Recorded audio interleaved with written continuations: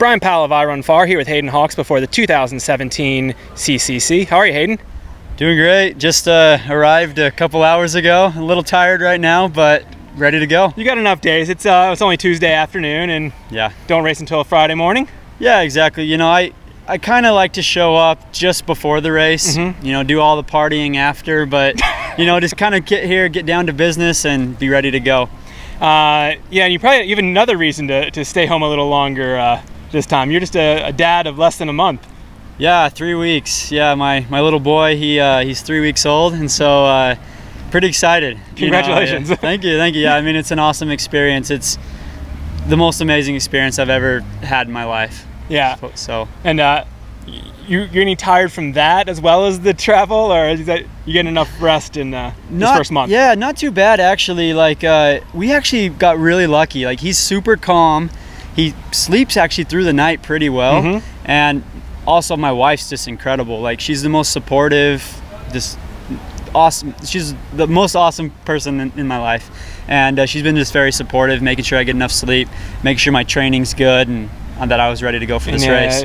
Finally, you've gone to become a full-time ultra runner or trail runner just recently. Yeah. I kind of stopped working a little bit at the St. George Running Center.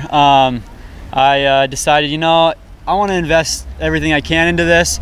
Also, my wife's going to have to go back to work, and so I'm going to kind of be the stay-at-home dad, taking care of the kid and training. So you're going to do a lot of the stroller thing? Yeah, I mean, we bought like a Thule chariot. Yeah. And so it's pretty nice, and maybe you can take it a little off-roading sometime.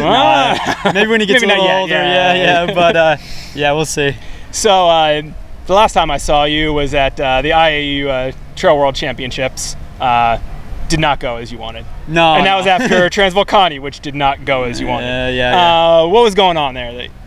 I think honestly, I just was racing too much. You know, being new to the sport, like you get all these invites, and everybody's like, "Oh, come run our race, come run our race, come run our race," and it's like, "Oh, free trip here, free trip here." You know, like I got a little excited about that, and you know, I wanted to, you know, show that I was fast and that I could do these things.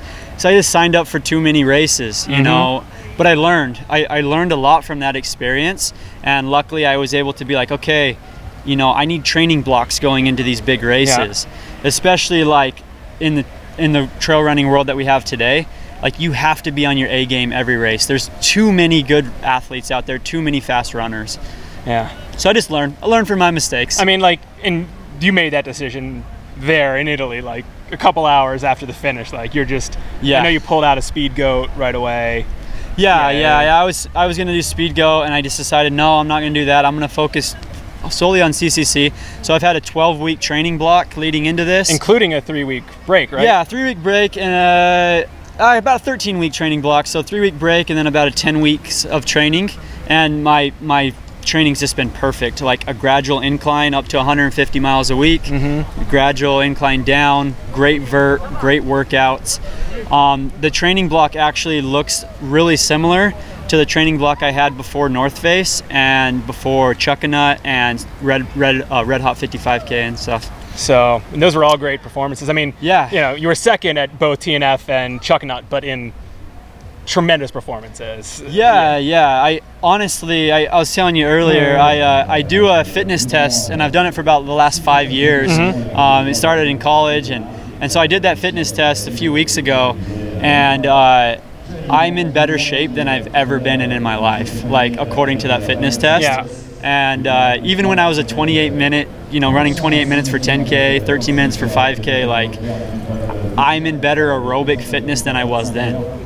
I feel. So you don't have to give us the details of what the results were from your test, but what do you do for your fitness test? Yeah, it's called a progression run. It's something we do at SUU, where you start off kind of at like a 7-minute mile on the track, and you slowly work down to the end where you're running like a 4:30 mile by the end. And honestly, like I've never felt so good in the workout. I was mostly there just pacing like some of the athletes from SUU, but like honestly, I think I could have dropped a sub 4:30 on that last mile pretty easily. I felt that great during the workout. So does that give you some confidence going into CCC on Friday? Yeah, I mean, it definitely gives me confidence that my aerobic fitness is there. And plus all the vert I've been doing, like I feel like my mountain legs are there too. And so I have good amount of confidence, but knowing also that I need to respect the course, respect these mountains. I mean, they're incredible. I mean, they're so big. And this is going to be your longest race to date. Yeah, this will be my debut at 100K. And time-wise, by a good bit. Yes, yeah, for sure. I think the longest race I ever did was like 6 hours or so. Yeah, and this is going to be, what do you think? What would be a good time out there? I mean, Zach ran 11:53 or something. So basically double your longest race. A couple of years ago, so I mean, hopefully around there. And you've run pretty aggressively at races. You mean at Transvolcania this year? Yeah. I mean at North Face Lab. I mean whatever. You're an aggressive racer. Yeah. Are you gonna be any different? You know, with running a distance that's twice as long as you've ever raced before? Let's just say I've learned a lot. Yeah. You know, with these, especially these longer races, and I'm gonna race smart. Okay. I'm gonna race smart, and you know, you'll probably see my strategy change a little bit in this. Yeah. I honestly, I know that with the leg speed I have and everything, that I can outrun a lot of people and I can outkick a lot of people. So I'm going to use that. Yeah. And hopefully maybe chill a little bit at the beginning. Yeah. Having a half an hour lead at 70K doesn't really matter if you're exactly. And the thing about it is I was always going for these course records, and you know, I want to break course records and I still want to do that, but I want to win first. That's what I've learned, is the win is number one. The course record's number two. I mean, this race it's a CCC, and we haven't covered it before at I Run Far, but it's as competitive as UTMB was, say 5, 6, 7 years ago. Like, it's a world-class field. Yeah. It's going to take an amazing race, both strategically and performance-wise, to win. Yeah, I mean, there's some incredible athletes here. You know, Ludo, the winner of UTMB last year, he's doing CCC this year. Do you look at his performance from last year and say, like, that's a totally different way to win a huge race? Yeah, he was in 50th or whatever at 50K. I'm good friends with Ludo, and I respect him a lot as a runner. I mean, he honestly could probably be my dad. No, just kidding. I mean, but if you do the math. Yeah, we kind of joke around about it, and so I can say that.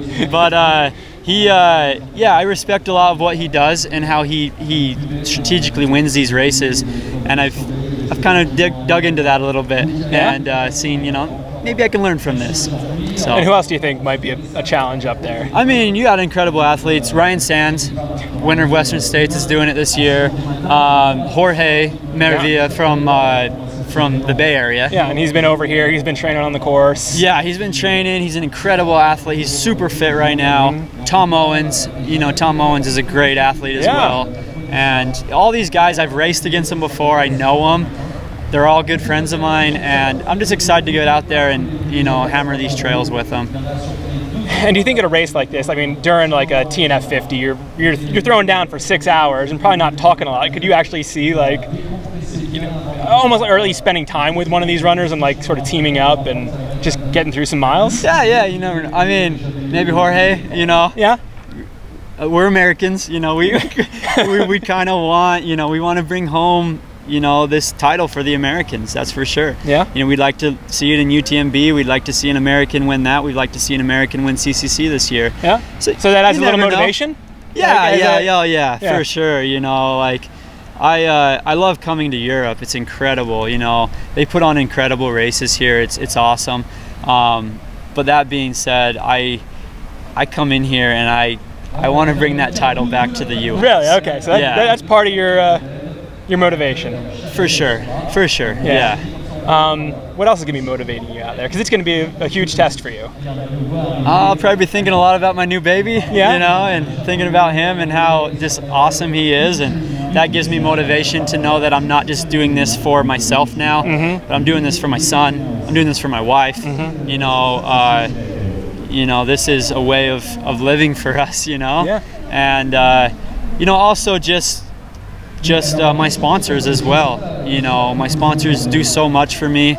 They take care of me. You know, they flew me out here. It's been incredible how they treat us, and so I do it for them as well. Yeah. Well, best of luck out there, Hayden, and enjoy the test. Thank you so much.